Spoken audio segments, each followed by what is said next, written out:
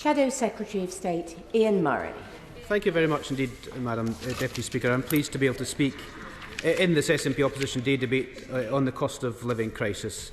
It's only a few weeks since the SNP called the same debate, but for millions of people across Scotland and the whole of the UK, this is the most important and difficult issue facing their lives, and in many instances it's getting worse. So I'm very pleased they've called a debate on this similar subject. It is worth noting that the SNP's previous debate on this issue didn't stay on the cost of living crisis for very long. It very quickly descended into a debate about independence, or, as we're seeing today, a debate about independence or a debate about the government's Brexit versus the SNP's Scexit. I'm happy to give way. Thank you very much for taking my intervention. I apologise to the Speaker, yet Madam Deputy Speaker, once again for being late for this debate. And I've now given up my opportunity to speak in it, but I was talking to 4 women who are currently on hunger strike to raise their attention for children living in poverty throughout the United Kingdom. And they asked me to ask the Minister here today if this government would consider following the Scottish Government's example of cash first, so as we can eradicate food banks throughout the United Kingdom.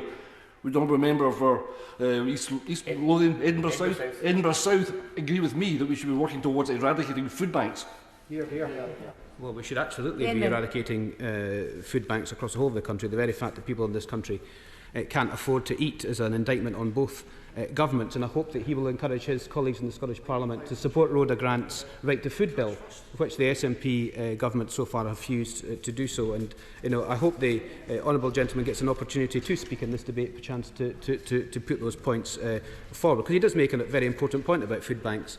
But what he misses also is the point about poverty, and particularly child poverty.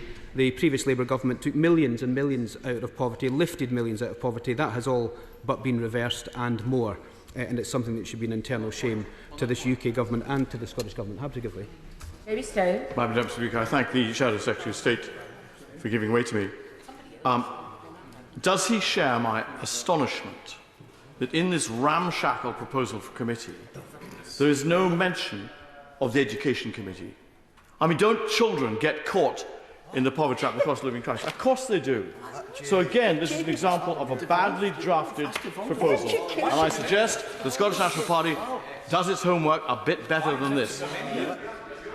Ian Murray. I mean, indeed, the Education Committee is not represented, and I would have thought, given they deal with skills, they deal with access to employment, they deal with what is the biggest contributor to our economy is children's education, that they would be put onto this committee. However, Madam Deputy Speaker, given there's already 375 members or so nominated or projected to be nominated to this committee, I'm not sure we should have any more, or indeed, if we do have more, perhaps we should just sit as a whole House. That might be the best way to deal with these particular issues. But they haven't really thought through properly. Maybe they're frightened of education, of course, because it was the defining mission of the former First Minister to close the attainment gap in Scotland, and given that it's got wider, perhaps they don't want to talk about that in a particular. I'll give way to the member for Motherwell and Wishaw. Does the honourable member for Edinburgh South agree with me? Education Committee here in this place covers only England, and therefore there would be no point in having a minister an appointee from there. I'm not quite sure I understand that point, but given this is the UK Parliamentary Cost of Living Crisis Committee, it's not a committee that's just dedicated to Scotland, it's a committee that's dedicated to the cost of living, I would have thought. And you can't really determine that you can't have other committee members serving on that on the basis that it's an England-only department, because it's hugely critical in terms of education across the whole of the United Kingdom, I would have suggested, in terms of the cost of living crisis. I don't get, maybe we could get an explanation of why education is not on it. It wasn't my question, it was a member for... It's really just on the point the member for Edinburgh South made about the failure of Scottish education. But it's funny, on the attainment gap, the attainment gap in Scotland has closed by 2/3 at higher level and 2/3 at positive destinations. That's actually in contrast with south of the border, where figures in November showed it had widened. It always surprises me when SNP members think that just slightly beating England is indeed an achievement. The attainment gap in Scotland is an unmitigated shame for us all, and the way they've treated education in Scotland should also be a shame. Madam Deputy Speaker, I haven't even got through the first page of my script yet, so if you wouldn't mind, I won't take any further interventions for now. The cost of living crisis is loading unbearable stress and anxiety on millions of people. Just last week, I had a woman come to my surgery with her family. Her mortgage is up for renewal on the 31st of August this year.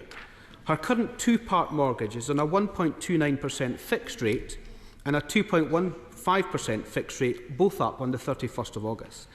These two parts look as though they would be renewed at around or above 5%, alongside very large product fees. Her monthly mortgage becomes unaffordable, and with everything else increasing, including the weekly shop, she doesn't know how she's going to keep her family home. They have a Tory premium on their mortgage, running to thousands and thousands of pounds. And I genuinely ask the Minister, who I know personally cares about these issues, what advice he gives to her and the millions of other mortgage holders who are coming off fixed rates and being met with interest rates that are eye-watering in comparison to their family budgets. He voted for the budget of the former Prime Minister that crashed the economy and left mortgage holders and rent payers with this Tory premium. He voted for all the measures the government proposed in that budget that's made the situation worse. So what does he say to them now, who are sitting around dinner tables tonight, worried about losing their homes? That's the family and the real-life scenarios of this government's decisions. And we should never forget that this crisis, impacting millions across the country, was created and made worse in Downing Street itself. This is a government-made crisis, with our political choices having a direct impact on people's mortgages and subsequently people's rents too, as landlords' mortgages become unaffordable as well. The Prime Minister is absolutely culpable, because this crisis isn't just the result of one disastrous mini-budget that they backed, but it's the result of 13 years of these government's decisions, 13 years of little to no growth in the economy, 13 years of stagnation, 13 years of party before country, and 30 years of appeasing the Tory backbenchers rather than looking after the country. 13 years of failure, of course, unless you're looking for a seat in the House of Lords. And even now, this government are more interested in protecting the profits of the oil and gas giants than helping ordinary families with their energy bills. At the same time, this Prime Minister, when he was Chancellor and now is Prime Minister, have imposed the highest tax burden on those very same people in 80 years, taking more money out of their pockets when they need as much in their pockets as they can get. The highest inflation in 40 years. And I do agree with the member for Central Ayrshire. I thought she was fair to suggest that part of the blame does go to Ukraine and other factors. But in the UK, we have stubbornly high inflation, higher than most of our other peers, and certainly much higher than the US and in the EU. Food inflation at over 15% that shows no signs of falling anytime soon. Some food inflation on the most basic of goods bought by the poorest in society touching 20%. And all compounded by their disastrous 13 years of policies on energy that has left us exposed to shock and crisis in the energy sector.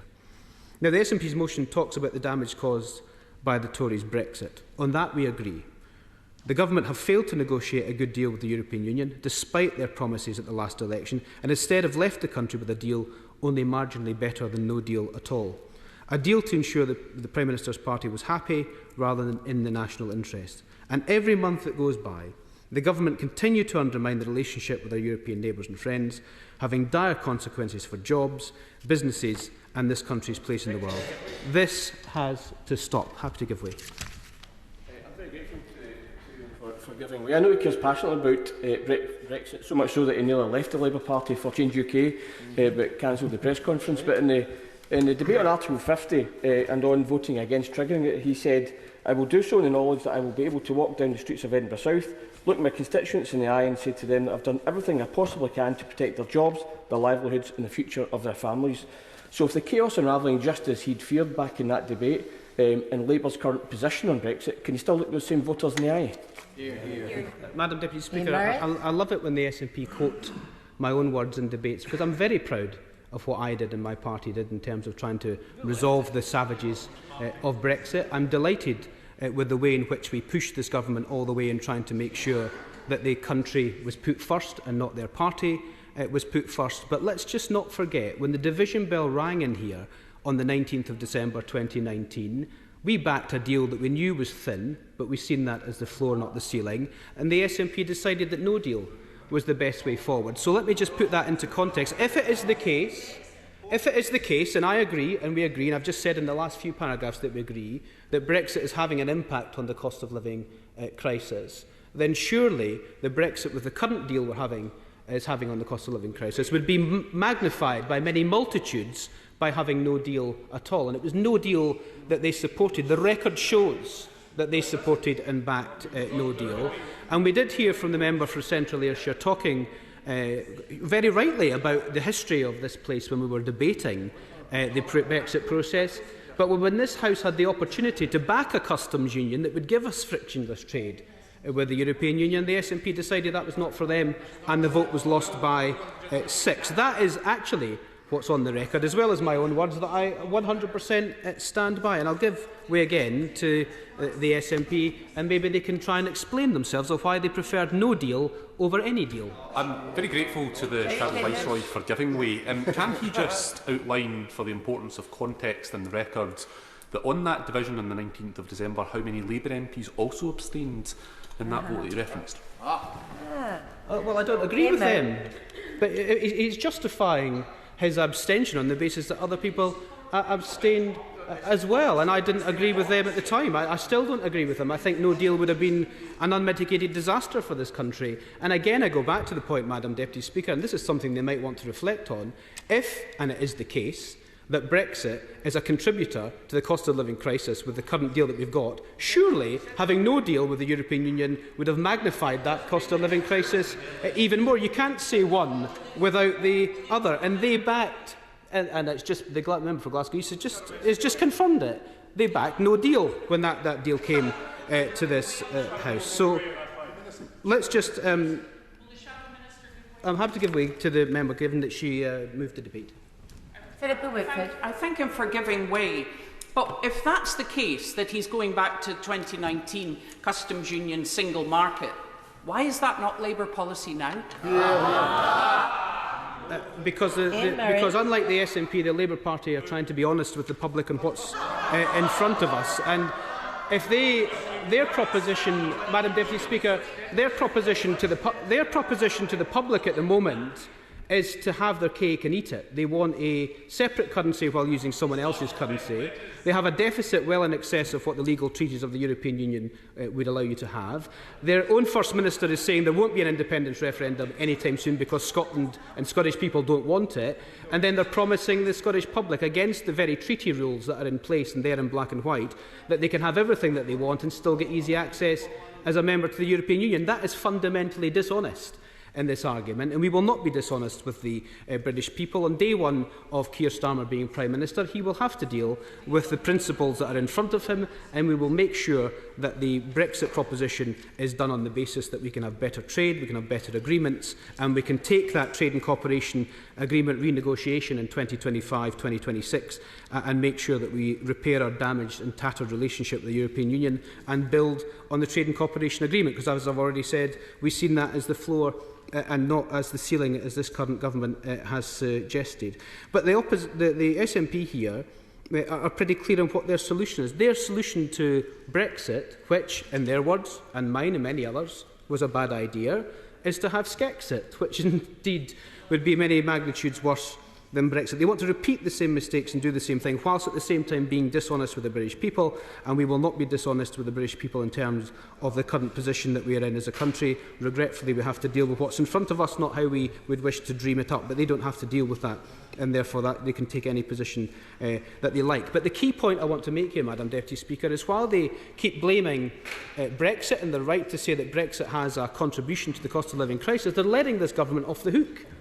Because they're letting this government off the hook so they can say it's all Brexit's fault. It's not all Brexit's fault, it's this government's fault. It's this government's fault in terms of the decisions they've made on Brexit, the decisions they've made on energy, the decisions they've made on the economy, the decisions they've made on wages, on growth, on tax, and the impact of every single thing they've done over the last 13 years on this on this crisis. So let's not let this government off the hook by blaming their botched Brexit. Let's make sure we keep them on the hook for Brexit and everything else that they've subsequently done. The motion, as we've discussed, talks about setting up a cost of living committee. Well, this may seem like a sensible idea, but it's when looking at the small print that the flaws of this proposal become clear. And I'm left wondering if the real reason that this is being proposed is for the SNP to try and get one of the many disgruntled members of their group an additional salary payment as being committee chair, as it states in the actual motion itself. Maybe they're actually trying to campaign to get the member for Glasgow South a committee chair after campaigning so heavily against him for the Net Zero Committee in this House a few weeks ago. I'm also left wondering why, if the SNP think this is such a great idea, they don't use their coalition majority in Holyrood to create a similar cost of living crisis committee in the Scottish Parliament. Maybe they don't wish to do that either. But they do want to spend £500,000 and upwards here to have a committee of 45 members that doesn't include the Education Committee. Just 3 members from the Energy Committee, when the cost of living crisis is no doubt driven mostly by the energy crisis. And are the SNP aware that the biggest spark of the cost of living crisis is the spiralling energy bills for families and businesses? But they have 5 members of the Scottish Affairs Committee, 5 from the Welsh Committee and none from the Education Committee, with the justification being that the English Education Committee doesn't have anything to do with Scotland. Well, neither does the Welsh Affairs Committee either, but they have 5 members when the Education Committee has none. So I just don't think they've thought this through properly. No representation, of course, from the Defence Committee, which is a UK-wide committee as well. Maybe they aren't aware of the many stories of soldiers having to rely on food banks as well because of the cost of living crisis. Also, the SNP's motion fails to mention that the SNP have been in charge of the Scottish economy for 16 years already. The Scottish economy now is indisputably one that is the creation of the SNP government. A Scot who was finishing school when the SNP came to power 16 years ago is now in their mid-30s, probably with one of those fixed-term mortgages and perhaps even with a family of their own. And they have seen that, much like the UK government, economic growth has been an afterthought for them as well. They are responsible for a huge number of issues and policy areas in Scotland, including the creation of jobs in the renewable sector. And I've said this many times in this House, and I'll continue to say it, Madam Deputy Speaker. We should congratulate the SNP, because the SNP have created tens of thousands of jobs in the renewable sector, but unfortunately they're in Denmark and Indonesia and elsewhere. And when they had the opportunity to sell the ScotWind licences in terms of the offshore wind licences in Scotland, they called it ScotWind, they told us they couldn't demand that bidders have their supply chains in Scotland due to EU state aid rules, even though we had left the European Union. So they're right to talk about the damage of the Tory Brexit, but you can't at the same time say that and then hide behind state aid rules when we know that that wasn't actually the case. And they could have conditioned all of those licences for Scottish jobs, but they decided those Scottish jobs would be better to be overseas. We have, of course, Madam Deputy Speaker, a fully costed alternative to this Conservative crisis. The first thing we would do is introduce a proper windfall tax on the oil and gas giants, something the SNP and the new SNP leader opposed until they realised it was popular. By backdating that till January 2022, as we've always closed for, closing the loopholes and taxing at the same rate as Norway, we would raise an extra £10 billion that would go towards people's energy bills and put an end to the injustice of the oil and gas companies raking in billions on the back of people's energy bills. The money raised would help families directly, and it would pay for our plan to help the energy-intensive industries like food manufacturers and processors with the cost of energy, therefore potentially reducing prices for ordinary people in their shops as well. We'd reverse the government's decision to hand the top 1% of savers a tax break in their pensions while introducing specific measures to help doctors and the NHS. We'd close the non-dom tax loophole, much to the frustration of the Prime Minister himself.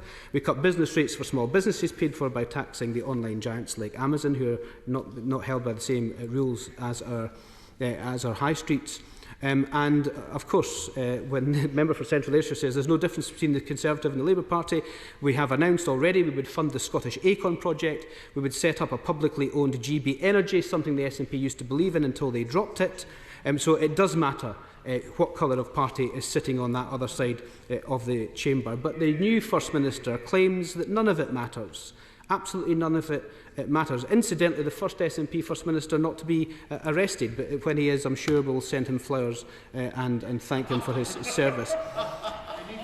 And the new First Minister, Madam Deputy Speaker, and I'll conclude on this, Madam Deputy Speaker, but the new First Minister would threaten to bring down a Labour government over his obsession with the Constitution. The consequence of what he said at the weekend is clear. Vote for an SNP MP and they will block the transformative change that a Labour government seeks to deliver. Vote SNP and you'll see SNP MPs walking side by side with the very hard Brexiteers they've been slagging off this afternoon through the no lobby to block a Labour budget. That is what he said. The conclusion we can all come to is that SNP candidates at the election will be a barrier to change in this country. And why is the new SNP leader taking such a destructive stance? Because Labour opposes rerunning the 2014 referendum. But he could not be clearer, and I quote, "At the moment, for example, it's pretty obvious that independence is not the consistent, settled will of the Scottish people." The consistent, settled will of the Scottish people. Previous SNP leaders have always avoided speaking the truth for a reason. It begets the question, if the SNP preferred change isn't what the people want, what is the alternative? And after his interview, we know the SNP will block the change Scots want by undermining a Labour government, in his words, at every corner and every turn, in order to demand something that he himself admitted that Scots don't actually want. I think the people of Scotland can see through that position, and I'm sure they will at the election. Scotland wants a Labour government, and a Labour government will deliver for Scotland. And when the mood shifts in politics, it shifts fast. But as ordinary working people sit around their dinner tables discussing how they will meet the weekly shopping bill, or praying for mild weather, or worrying about their families, neighbours, colleagues and friends, dreading the next email from Scottish Power or a bill dropping on their doormats from British Gas, the Tory government and the SNP are devouring themselves with their own psychodramas. The cost of living crisis is a misery for millions, and both their governments in Scotland are responsible for making it worse and sit back to do little to help. And voters agree. 60% say the government is not taking the right measures on the cost of living crisis. The public deserves so much better, and at the election they will get it.